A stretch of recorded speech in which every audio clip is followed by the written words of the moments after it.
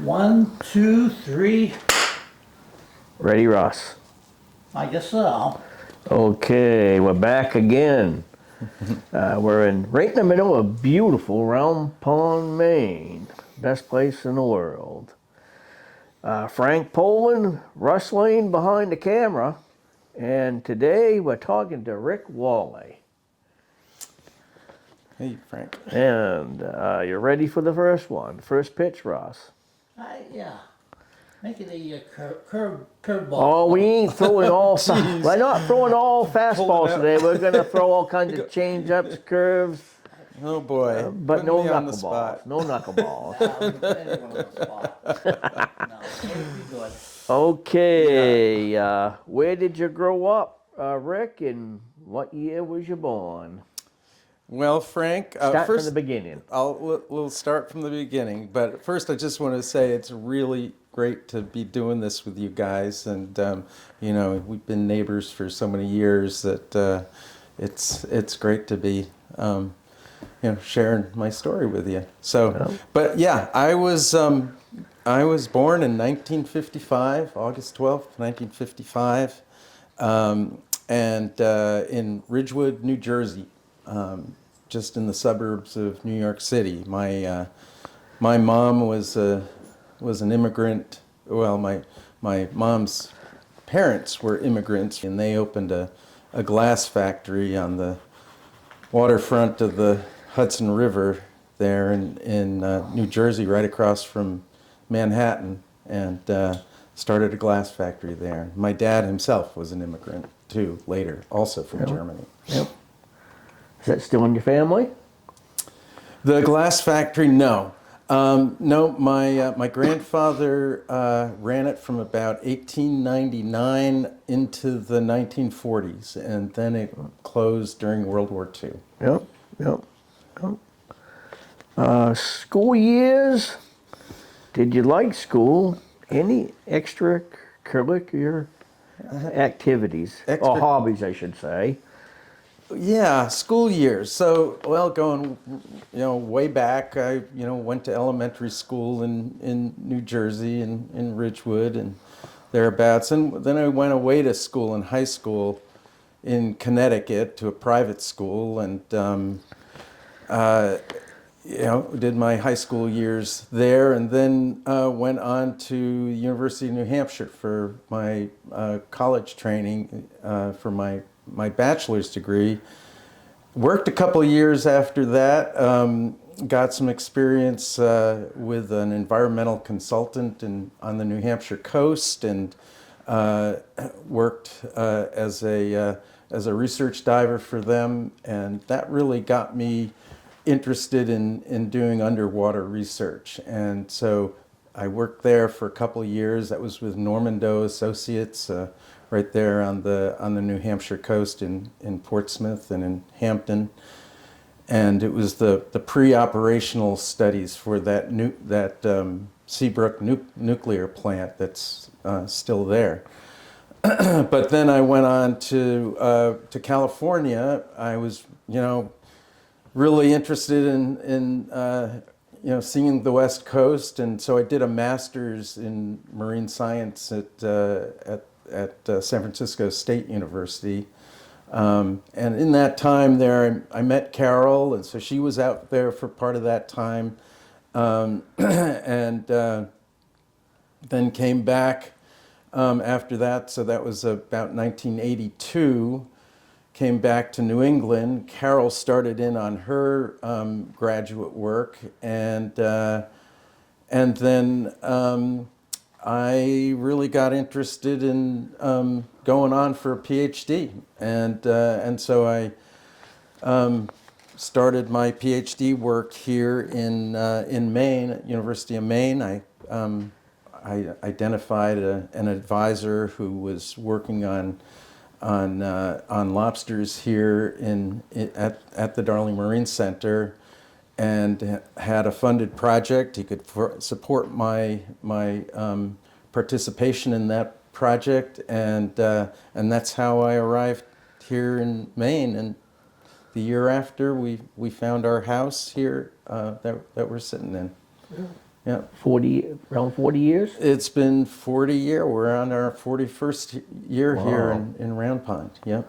You've been married for about 40 years or better, ain't you? We've been, yes, it'll be, well, we were married in 1983. So, yeah, Wow. over 40. For our 40 years. generation, that's big. It's big. We've managed to see it through for better or for worse, right? Yeah. Going to step back, a couple of steps back. Sure. Rick, what did you do for fun growing up? What did I Sports? do for Did you do fun sports? growing up? Yeah. Yep.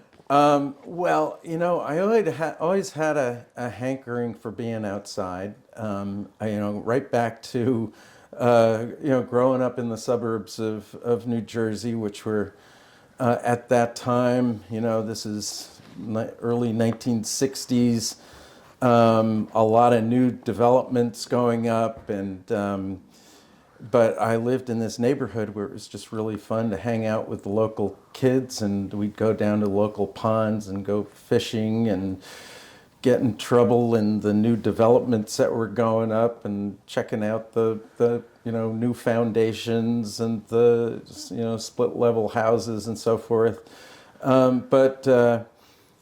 No, I love to do stuff that, my parents were sort of outdoorsy too, loved to be out in nature hiking, and they were big skaters, so I got involved in ice skating and then skiing, of course, too. And in high school I was on the ski team, and but also formal, team sports. In high school I played soccer and lacrosse, and like I said, I was on the ski team during the winter. Yeah. So but being outside has been always a big priority for Yeah. me. Did you go camping? Yeah, did a lot of camping.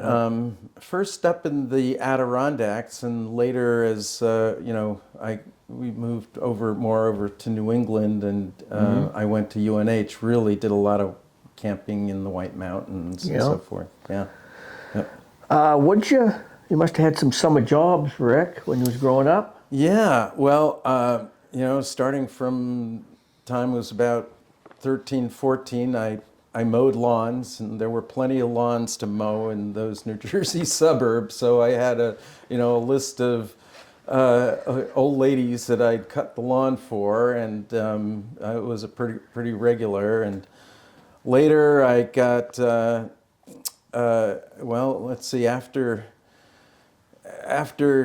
during college I was working in different jobs, still doing sort of lawn work, but also starting to work in a lab on the Hudson River. And they started to expose me to, what it's like to take plankton samples and do environmental studies and so forth to evaluate the environmental impacts on the river of power plants and so forth. So we do all the fish sampling and the plankton sampling and so forth. So it was my early exposure to marine science already in high school. And then after college, my first job out of college was working at Bruno and Stillman. You may know that boat outfit. company, Boat company in Newington, New Hampshire. That was a big name years ago. Yeah. They built the 35 footers, the 42 footers. Yeah. Very popular boat. Yeah, and I think I lost a few brain cells working with all that fiberglass resin. But it was basically a summer job, and it was right after that I started with that environmental consulting firm. That was my first real job after college, and it sort of launched me into doing underwater research. Next question is, what brought you to Round Pond, Maine? Yeah, so boy, do I feel lucky I ended up in Round Pond. You sure are. Right? Yeah. Best place in the world, Rick. It is the best place in the world. You and I know it. but I discovered round pond through my PhD work at the Darling Center at the University of Maine. So I was based at the Darling Center and had started into this lobster research we were doing out on Johns Bay and Damerscove Island and so forth, and just started to explore the peninsula and came over to this side and discovered the charms of Round Pond. And Yeah. we met, Carol and I drove through town. We noticed Round Pond Realty down the road. This is like late 1985, early 1986. Yeah. And Diane lived down the road there, had her Round Pond Realty sign out there, and we just stopped in and asked her if she had a couple places that she might be able to show us. And it was actually this property that she... That was the first one? That was the first one. There was another one on Upper Round Pond Road, or Lower Round Pond Road. And of course at the time it was the old Collymore house, the old... Yep. Yep. the old Victorian mansard roof house, and it needed some work, but we absolutely fell in love with it. And when my parents first saw it, they were a little bit taken aback, but they helped us out a little bit in buying the place. And at first it was when we bought it, it was a two-family house. So Yep. as a student, we were able to afford it. Carol had her job up at Appleton School as a principal at the time, and so we made it work. And in fact, Mike Nybo was our first tenant, and later your brother. Yeah, I Buddy remember Jr. that well. Yeah, And yeah. I remember coming here when I was a kid. The driveway was all clamshells. Well, and I remember those clamshells in the driveway, Yeah. even in '85. Yeah, Yeah. they, Those are all sort of buried under gravel Yeah. at this point, but Yeah. it's still there. Roy Pryor had a business here. Right. Yeah. And heard a lot of stories about that. Yeah, that was a clamshell. It was a clam company, wasn't Yeah. it? He worked for Snow's or something like And that. then later on, he went to the Bremen Uh-huh. clam factory there. Uh-huh. Yeah, so a lot of, my father told me a lot of stories about the place because he grew Yeah. up Yeah. 2 or 3 places up. Yeah. Well, and we've heard a lot of stories about the place too. And just as an aside here, of course we had the fire in 2010, and when you own an old place like that with so many stories to it, you feel sort of like a steward of a place like that, where you're only a temporary resident of a place that you're going to hand off to another generation. And so we felt really badly that we lost it on our watch. We put a lot of work into it and made it our own home and turned it into a single family house. But A lot of memories of the Collymore family living here, and the other brother, Maynard and Margaret, lived here, and across the brook was Bertram and Rita Collymore, where my older brother really? owned. Yeah, yeah. So they lived pretty much Yeah. alongside of each other, and they were lobster fishermen. And, Right. yeah. Yeah. Let's see if I can find your family. It was just to add to that. That was we bought it from Weston Bryant, and his wife Lillian was she grew up Pryor, here. right? Or was she a Collymore? I can't remember. But She's a Pryor. Pryor, right, right. So we had the privilege of getting to know them. They moved over to Bristol Mills, but we kept in touch with them after we bought the place for a few years. Yeah. Your family, Rick. Yeah. Well, so my family, I started to say my mom's side of the family, immigrated to New Jersey, and my dad immigrated as well. but as for my immediate nuclear family here, Carol and I got married in 1983 while we were still in Connecticut, and so it was only a couple of years after that that we moved up here, and so soon after we moved here, 1988, Tom was born, our oldest son. He's 37 now, hard to believe, and is in California in the High Sierra in Mammoth Lakes, California. And then Ryan was born in 1993, and so he's 32, pretty soon to be 33. Couple of good boys, very good boys. And it's so great to that Ryan has moved back here. We thought we lost him to Montana. He was in Montana for 6 years, getting his fill of the snowy Rockies, and he worked as a graphic designer and as a layout guy working for the Bozeman Chronicle, and but he got his fill from of the mountains there, and noticed that a lot of his friends were moving back to the area, and so he came back and just bought 10 acres of property a couple years ago, off of Upper Round Pond Road, and so he's just like a mile through the woods from us right here, and it's great to be able to help him out with his property. And that boy's always got a smile on his face, just like his dad. Well, he's a happy guy. From the tree, they say. Yeah. So they're both doing well. So that's the immediate family. I have a sister who lives in Vermont, and she has 2 daughters that are both still in Vermont themselves. Mm-hmm.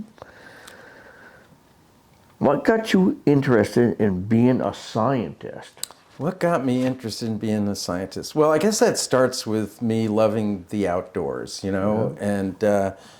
and a big part of being a scientist is being curious. And I got curious about, Mother Nature and what makes the peepers sing, what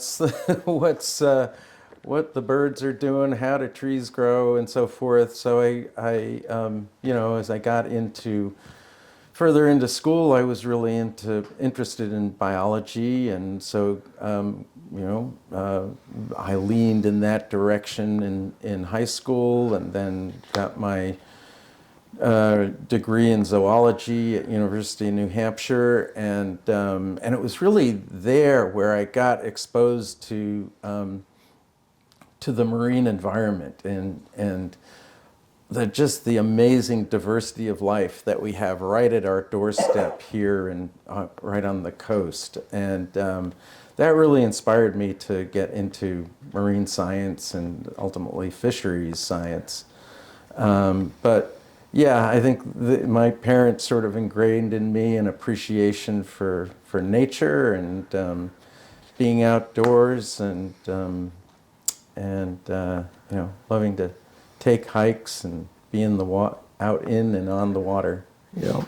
So you mostly was very interested in the marine science end of things. Yeah. Did you specialize in any particular area of marine science? Yeah. So as I said, I got a degree in zoology for my undergraduate at UNH, and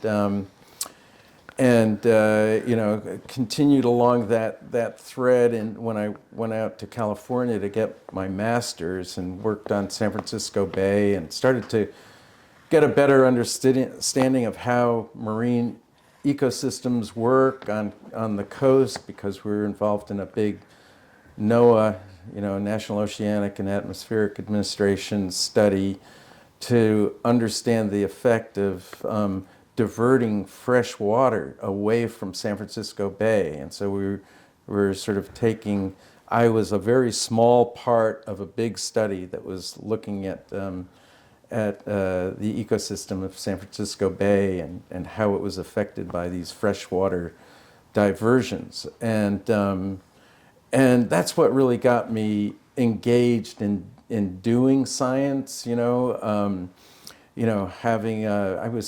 to be studying shrimp, which were similar shrimp to those little sand shrimp that we have right on the coast here. But they're an important link in the food web. Fish eat them, and crabs and so forth eat them, and so in San Francisco Bay they were an important part of the ecosystem, and I started to look at their diets and their feeding biology. And that really got me interested in crustaceans, and crabs, lobsters, and shrimps and their relatives.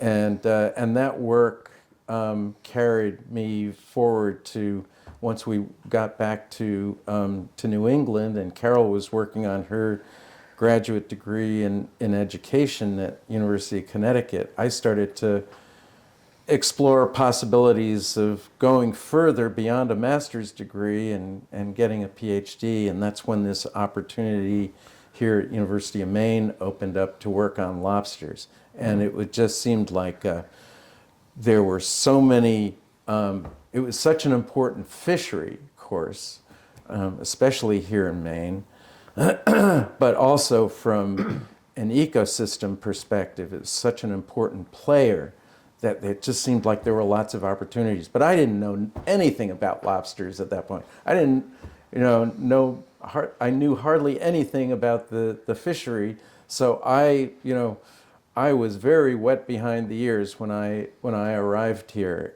But I just totally immersed myself in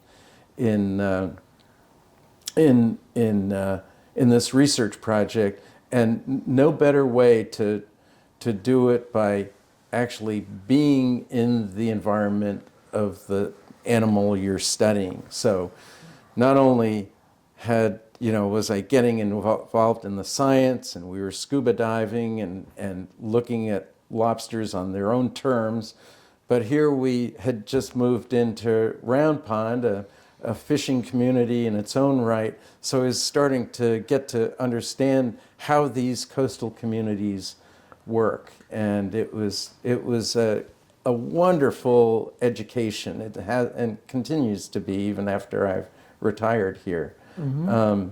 But there was as I got into those studies, it became really clear that as much as information as we had on, landings, the harvests of lobsters and so forth, there were important parts of the life cycle of lobsters that were a total black box to us. We just had no clue about. And that's where I started to explore ways to get a better understanding of how, the survival of the earliest stages of the lobster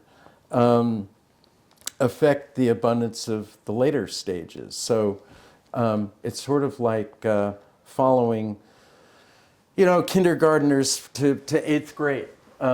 We developed a method to do counts of baby lobsters on the seabed, right in their nursery habitat, when they're only about as long as your thumbnail, when they first settle from the plankton, and get those counts and see if the annual ups and downs of those babies translate into trends in the fishery, whether landings are going up or going down.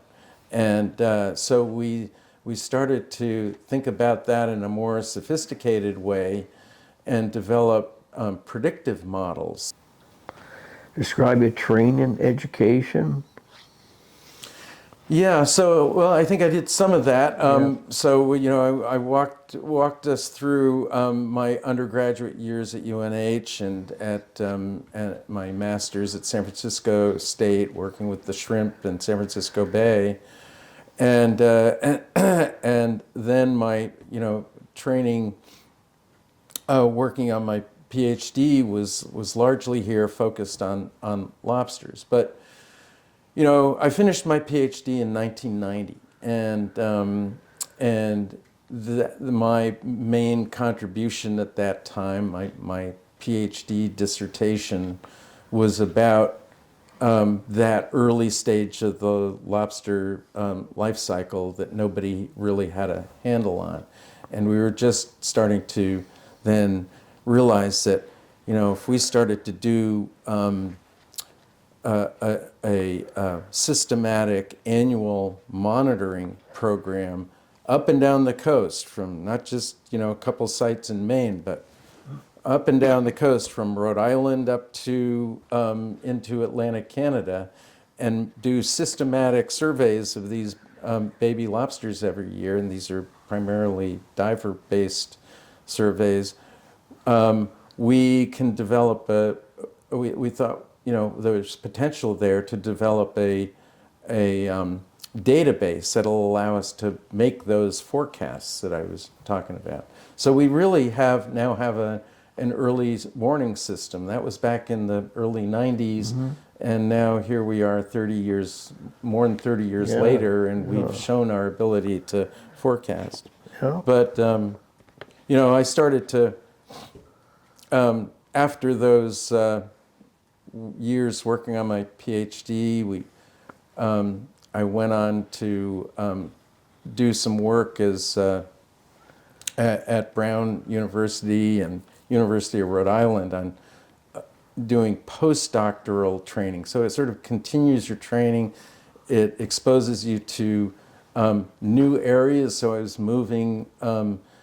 I still had the lobster research going on. That was sort of in my back pocket, but I also was starting to get into other areas and develop a better understanding of how oceanography influences these ups and downs and the trends of lobsters and other marine organisms that we harvest, whether they're fish or clams,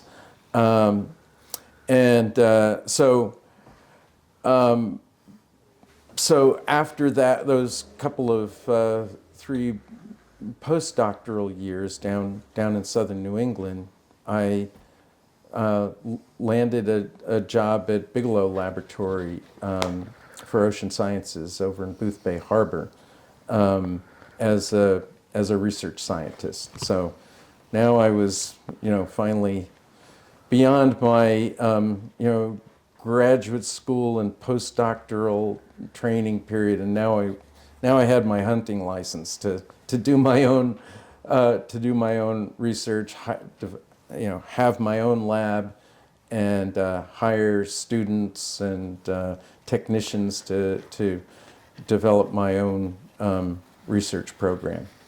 And so that sort of carries us through the training period, and then I really, by mid 1990s, was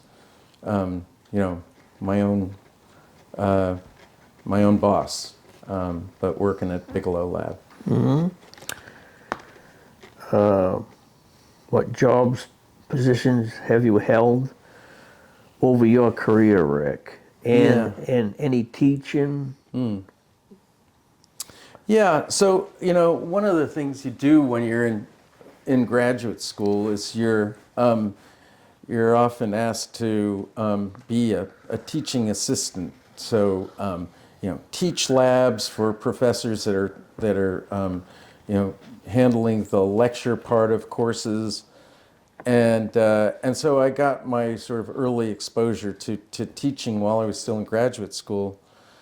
When I was at Bigelow Lab, so fast forward a few years, I was primarily focused on the research, and it was from 1995 to 2010 that I was primarily a research scientist. Still took on graduate students and mentored graduate students, but it was at that time where I started to transition over to the University of Maine, and I became a professor at the University of Maine in 2010. So just moved over from Bigelow over to the Darling Center, sort of coming full circle again from I had started graduate school at my PhD work at the Darling Center in 1985, and here, 20 some years later, I became a faculty member at the same place back at the Darling Center.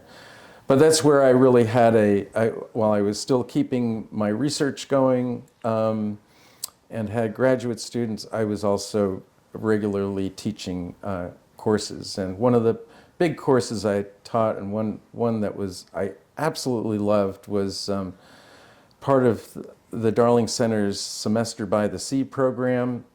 And that's an immersion program for undergraduates to get involved in doing marine research and learning about the ocean environment, from the oceanography to the biology and so forth, the fisheries, commercial aspects, even the anthropology of the coastal environment.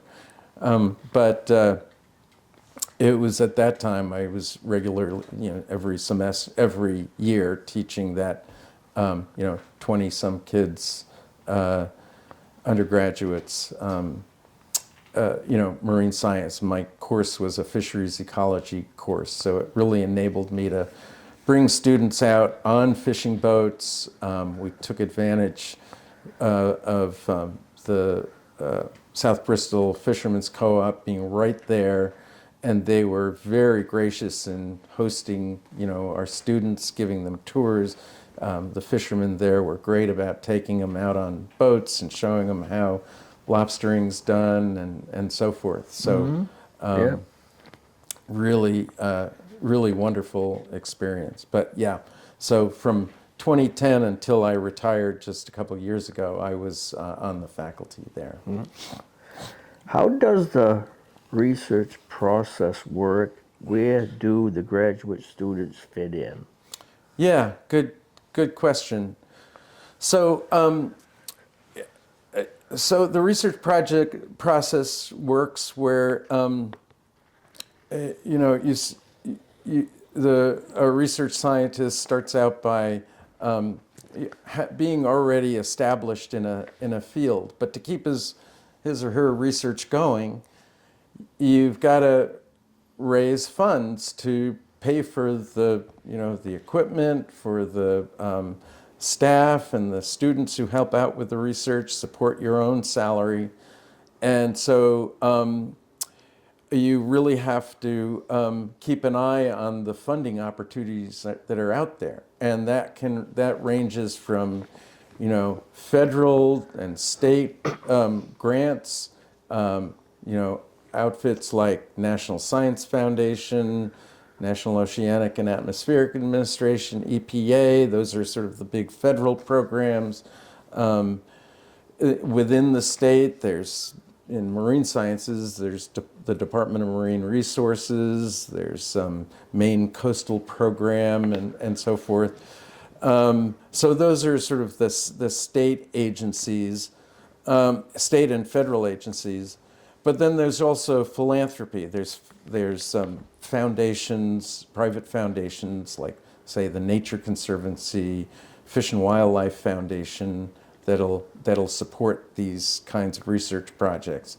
And so you write a proposal.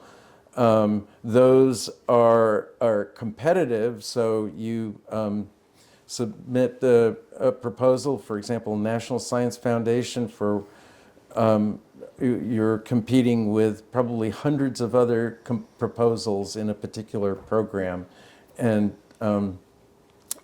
need to be sure you're making the right pitch for that program. And if you're lucky enough to get funded, then that's sort of your hunting license to do the work. And then you need to staff that and equip the project with boats and microscopes and various other kinds of analytical equipment, but and then taking on graduate students and technicians. But at the end of the day, it all starts with what's the basic question, and the important part here is making the pitch for a compelling project to address a question that is important to the program you're applying to. And in the case of fisheries, it often concerns the questions about the sustainability of a fishery. What's the biology behind it? How does it interact with the ocean environment? What's the impact of harvesting and climate change, for example? So a whole array of different questions in different research programs, but in my case, in my lobster research, a lot of it focused on developing a better understanding of how the ocean environment and human impacts affect the trajectory of the fishery and the ups and downs in the lobster population. Mm-hmm. Rick, what do you consider your major scientific tributes or achievements? Yeah, so well, again, it comes back to that early work I did when I was first starting my PhD. That ability to do those counts of baby lobsters using the diver-based method, which was we used this underwater suction sampler. It's basically an underwater vacuum cleaner to suck up the baby lobsters, and that enabled us to get accurate counts of babies and do it baby lobsters and do it on an annual basis in a systematic way. So developing those tools that gave us the ability to create an early warning system for New England's lobster fishery. So I see that as being an important contribution, but I want to hasten to say that I didn't do this alone. This meant a lot of collaboration with the fishing industry, with other colleagues with different areas of expertise, oceanographers, and a whole army of students, both undergraduates and graduate students, who brought their own energy and contributions. But I want to emphasize the importance of the industry contribution, because it was talking to fishermen and understanding how they see the lobster fishery and what they see or perceive as the big challenges that they're facing, and where are the black boxes? What are the pieces of the puzzle that we don't understand? And so being able to work with them, draw upon their expertise. For example, one of the great contributions of the fishing industry here was designing a sampler that could go beyond where divers can go. One of the first things fishermen told us is that, well, you as a diver, yeah, you can do all your counts there, but we're catching lobsters way deeper than where you're diving. Can't you start sampling those baby lobsters in deeper water? And it meant work. I ended up working with a fisherman, Matt Parkhurst, in Booth Bay Harbor, and we developed this. It's a wire mesh cage, lobster trap wire mesh cage, but it's sort of pancaked. It's flattened, filled with rocks, perfect habitat for baby lobsters, and he designed it in a way that made it easy to deploy and retrieve from the rail of a lobster boat using the standard hauling gear. Yeah. And I can show you some pictures of it, but that methodology is now applied up and down the coast as a complement to the diver-based method, and couldn't have done it without having that help from fishermen. So these fishermen partnerships have been a huge piece of my success. Their success is my success. Getting both sides of the fence. Both sides of the fence. Yep. Yep. Dad and I, we lobstered on Pembroke Harbor, Yeah. and they had us move our traps out of Crow Island, Oh yes, right. and all of them, Yeah. and they all left. Yeah. So the lobster left. You was a part of that, wasn't Well, you? I was a part of that Yeah. project, right? So yeah, you were fishing out of Pembroke Harbor. Well, that was in, I want to say 1986, 87 maybe, and right. I was at the time I was working with Bob Stenick. He was my Ph.D. advisor at the Darling Center, and he recently retired too. Rick, when their feed disappeared, then the lobsters started to disappear. Well, and so that was our question. Are we basically farming lobsters down there, right? I really think And- we have been for decades. Well, and so what we did was to work with the fishermen at Crow Island in the thread of life there, and ask them to remove their traps, which was, a lot of folks thought that was a pretty audacious ask, right?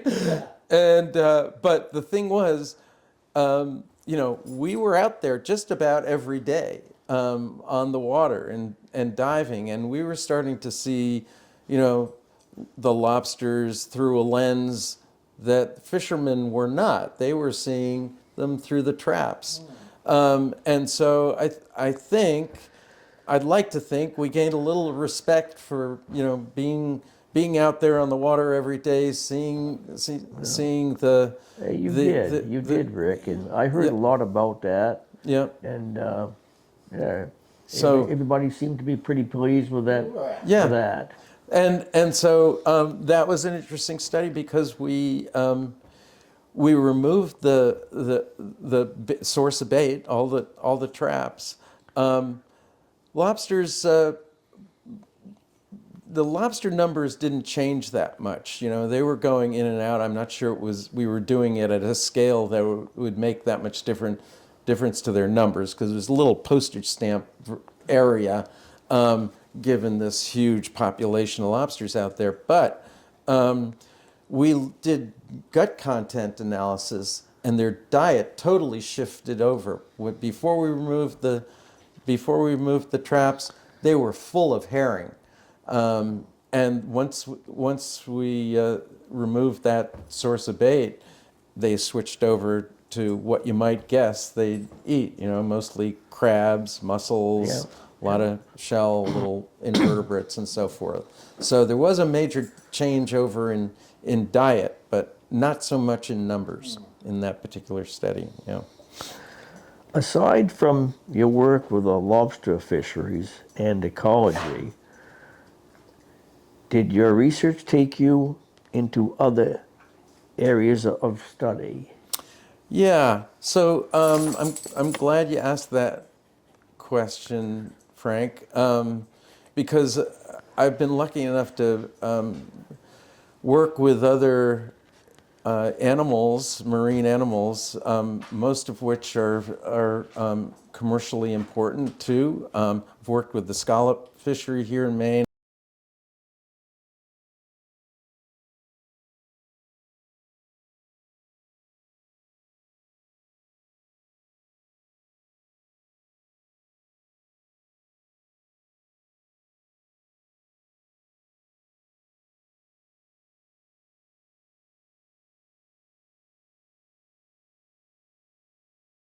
is running, and they've, big trap fishery, but way offshore in like 300, 400 fathoms of water, and there are just a few boats involved in that. But that was a very interesting study because we were sampling Yep. animals that you don't see on the coast here. It's a Did you- totally different world. Did you work on the shrimp end of things too, or?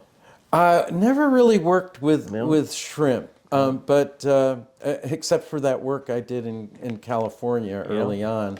But also, I think one of the biggest adventures I've had in my career was working with a colleague in Chile in the Eastern Pacific on the Robinson Crusoe Island, which is about 500 miles offshore from Chile. And there's an endemic species of lobster there. It's a spiny lobster, and it's unique to that little island archipelago. The Chileans call it the Juan Fernandez Islands. We call it Robinson Crusoe Island. Did you But have it's Did you have that lobster for a meal? And I'll just tell you, it was good, but it's still not as good as our lobster, hands down. But Good answer, Rick. Good answer. I figured that was probably the politically correct answer. But boy, did they get a price for those lobsters. At the time, they were getting about $50 a pound for those lobsters. Nowhere near the volume that we harvest, but that was really interesting to be able to work in a totally different environment there. But again, in part with fishermen, they just have a small fleet of fishermen. They're mostly fishing out of, small dories with like 25 horse outboards on them, and some of them didn't even have a compass. And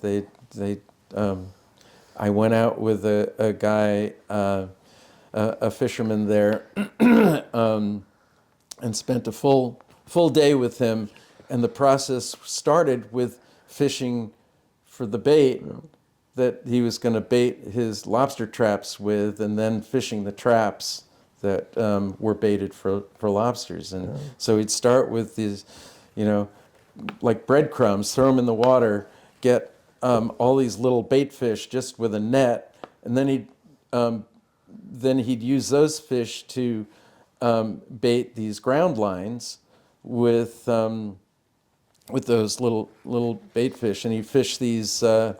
He'd get these bigger ground fish that he'd then use to bait his lobster traps. And some of those ground fish were commercially important, so he'd sell some of them, but he'd also bait his lobster traps with them. And then he hauled his lobster traps, and he'd get maybe 15, 20 lobsters, and that at $50 a pound, that was a pretty good take. Sounds For a pretty day, good. right? I'd like to get half that. It makes you think, you might be able to scale back a little bit. Oh. Did you research, well, you kind of answered this question in a way, but did you research in other parts of the world besides Chile? Have done. Well, I mentioned the work in California on the shrimp.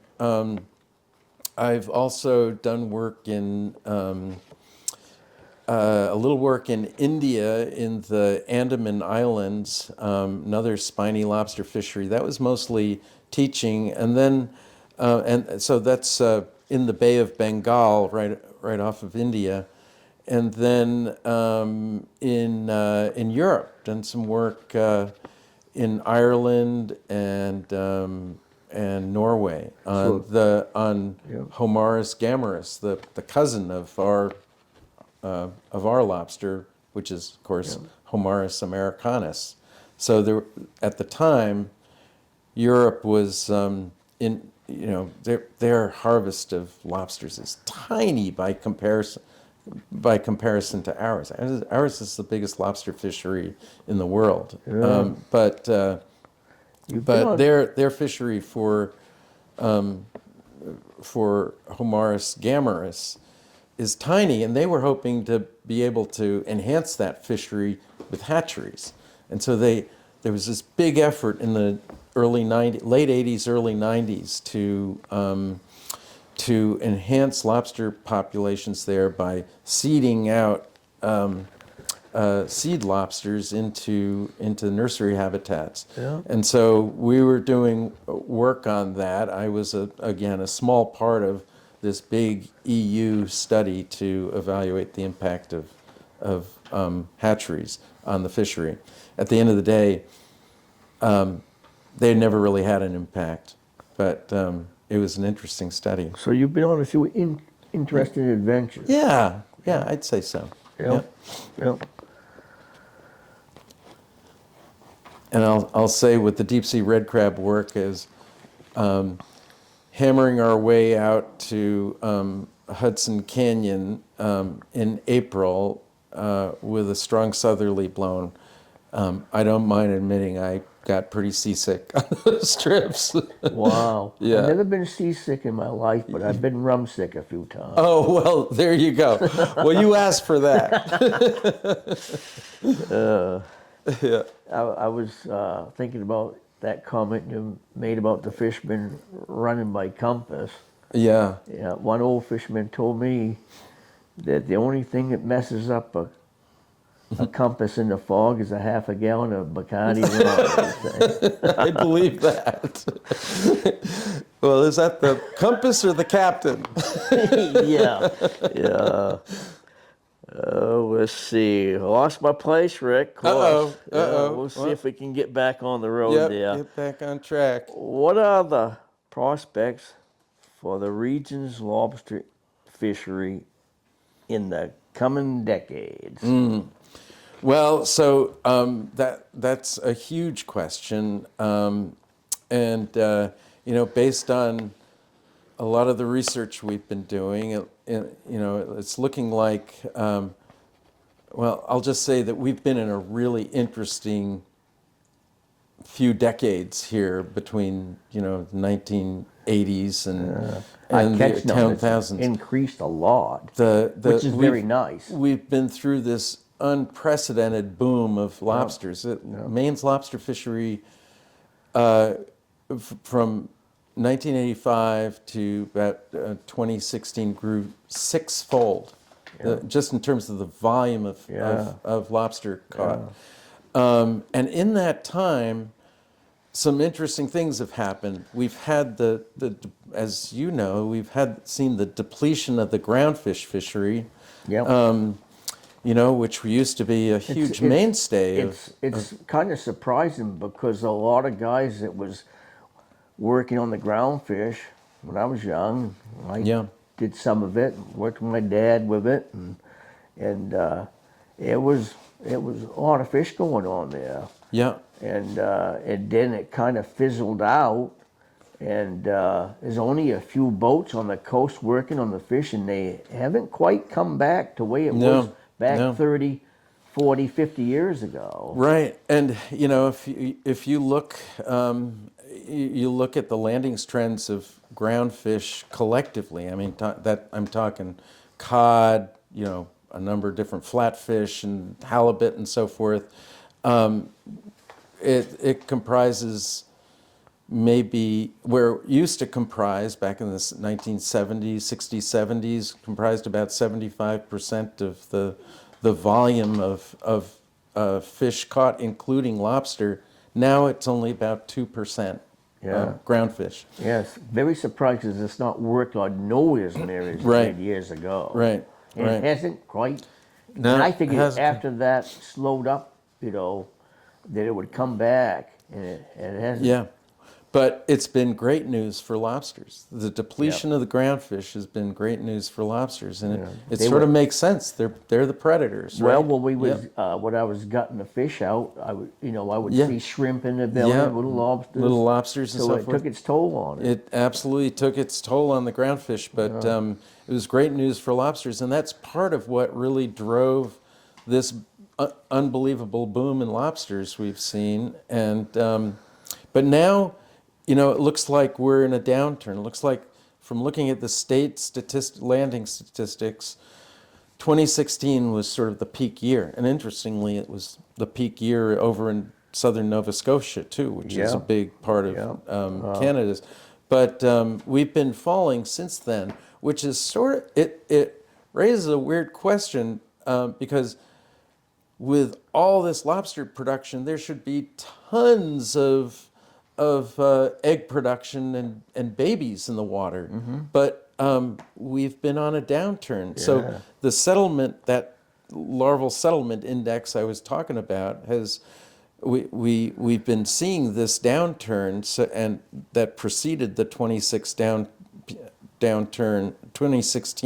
downturn in landings, and we're thinking that what might be going on is that the larvae that are still floating in the water are being starved of their food supply because of the oceanographic changes that have happened in the Gulf of Maine, starting in around 2010. And the reason 2010 seems to be important is that we started to get this big slug of warm Gulf Stream water into the Gulf, and that Gulf Stream water, it's warm, but it's also really nutrient poor, so it doesn't have the fertilizers the ecosystem needs to produce the foods that lobster larvae and other fish larvae depend on. So things like, herring also depend on that production of food, the planktonic foods, and so do right whales. They depend on it, and that production of phytoplankton has been on the downturn since about 2010, and there's a lot of evidence to suggest that downturn may be related, that the downturn in larval settlement and the 2016 downturn in landings may be related to the planktonic food supply for larvae. So this is all to say that the drivers of changes in the lobster population have been really changing over time. We've depleted predators, we see a boom, we take away their food supply, or they become starved of their larval food supply, and numbers start to go down. So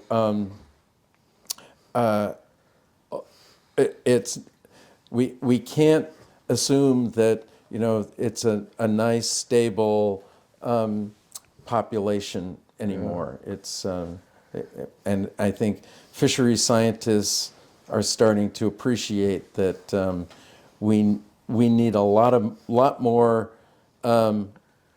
ways to monitor the population and the ecosystem that it supports in order to understand the changes in the population. So if I get too long-winded, just cut me off. No, we ain't doing that. You got some pretty good stuff going on there. Okay. Yeah. You're getting into this fine detail. Fine detail. Yeah. That's what we're reaching for. We're reaching for that fine detail. You want to keep your audience too, right? Yeah. So don't let me wax on too long. No, we got a bunch of stuff to throw at you. Okay. Some pretty good stuff too. I don't Okay. want to end it right now. Yeah. I got No, some fine. other very good stuff. Yeah, you can edit out the crap. Yeah, right. The crash you may want to. It's sort of an exciting moment. Every time, does it, Frank? I'm a little bit taken back by this because he's been so good, and I'm always scooping something up in an interview. And he has to take me by the hand and get me across the street. Yeah. Well, you're doing great, and it's so great to see how all this is working. So Yeah. What are you going to answer next, Frank? Now this is probably going to be the only hardball you're going to get. Uh-oh. Okay. Only hardball you're gonna get. Let me get on the road myself. Okay. Some fishermen hold a pretty dim view of scientists, and why do you think that's true? Do you think it's justified? Yeah, well, and that's a great question. I appreciate Loving that. it, eh? I no, and I you know I know you put get it an in there. answer for it. I know you do. Well, I put it in there because it's an important one to address, especially in a fishing community like this. And going all the way back to the 1980s when I was wet behind the ears here. And working with Bob Stenick and the Thread of Life and so forth, you start to read the lobster management news and get to know some of the fishery managers and stuff. And at the time, this 1980s, the fishery management community were saying it's doomsday for lobsters here. Yeah, they did. And when we were on the bottom there as divers at the Thread of Life, we were seeing all these baby lobsters down there, and it completely contradicted what the fishery managers were saying. And as we started to dig more into their argument, we realized that they were missing big segments of the life cycle that weren't being quantified, and basing their assumptions on models that where the assumptions that go into those models weren't being well tested. Yeah. And so it created I think it created an environment of distrust, because there was just it didn't pass the straight face test, So right? was you getting negative comments from some of the fishermen? Well, there was some initial distrust from the fishermen, but we started small. We started, on the Thread of Life with the South Bristol Fishermen Co-op, starting to hear what they were seeing. They were seeing lots of shorts in their traps. But the National Marine Fisheries Service, and the New England Fishery Management Council was saying, "Oh no, we're overfishing. You can continue to fish like this, and you're going to drive the population to hell." And so we started to work more closely with fishermen and started to fill these gaps, and that larval settlement index, we now call it the American Lobster Settlement Index, is now one of the cornerstones of the monitoring program, and DMR has now added other monitoring of other segments of the life history that enable us to develop these predictive tools. And the management system has completely changed. They don't base their models on just a few points of data anymore.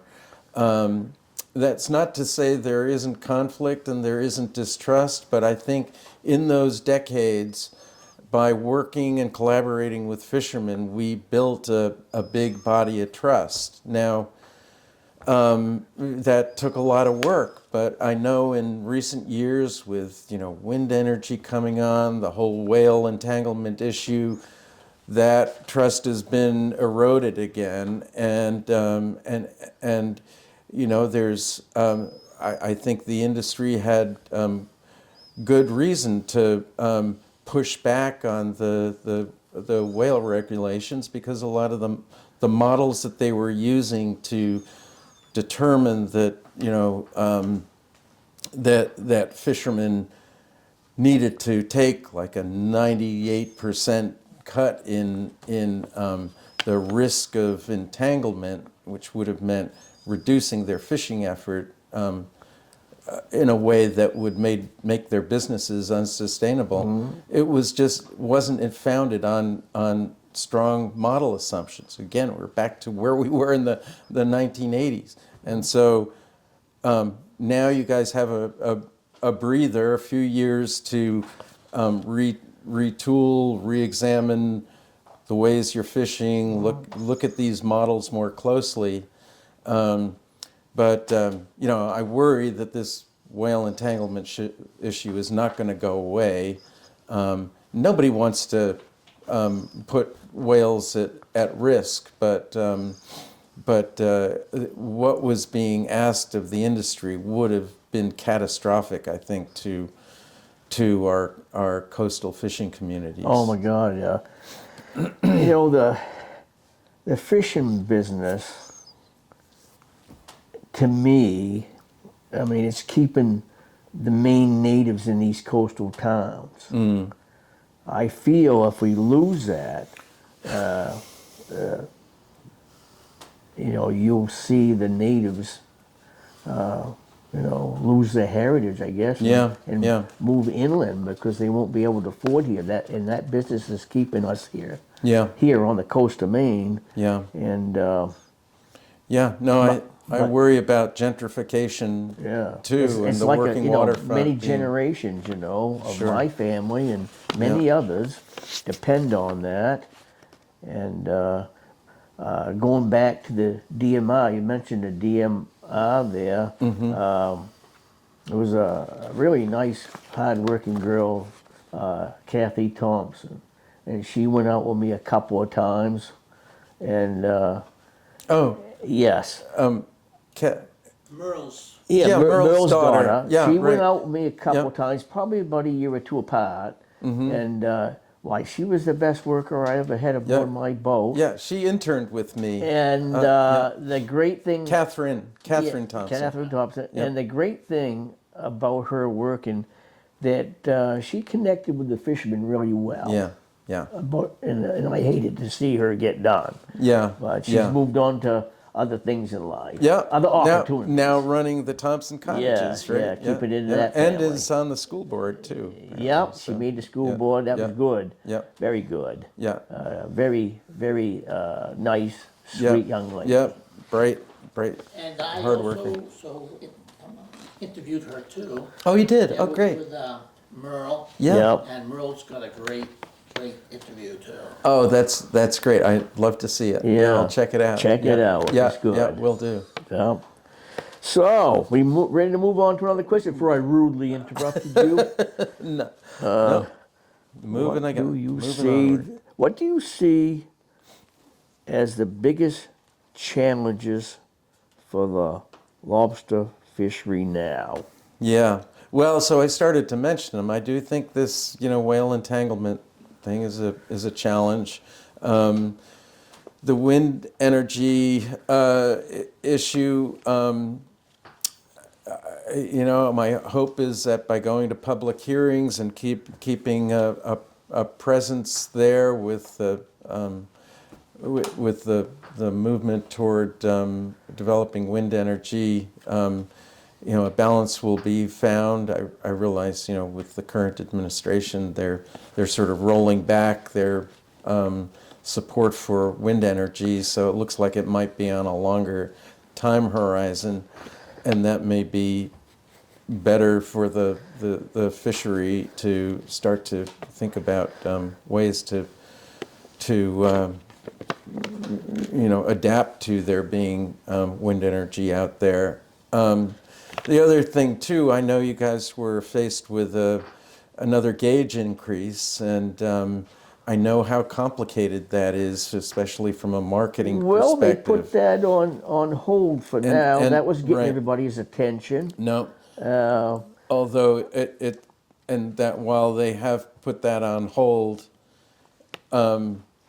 it's now it sounds like it's in the industry's court to find an alternative that will have an alternative to the gauge increase that'll have the same conservation impact.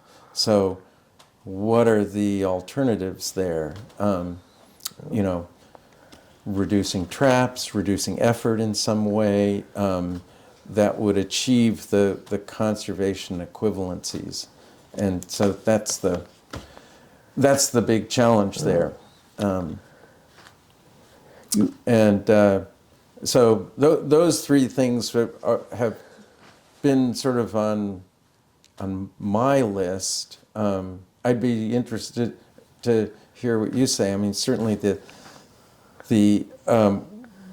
challenges to the working waterfront are big, and the potential gentrification of the waterfront is also Yeah. a challenge. Luckily the enough, affordability of waterfront. Luckily enough, we pushed the whale issue down the road for a Yep, few years, but yep. I do think that'll come back. Hopefully Yep. it doesn't, but I think it Yep. will.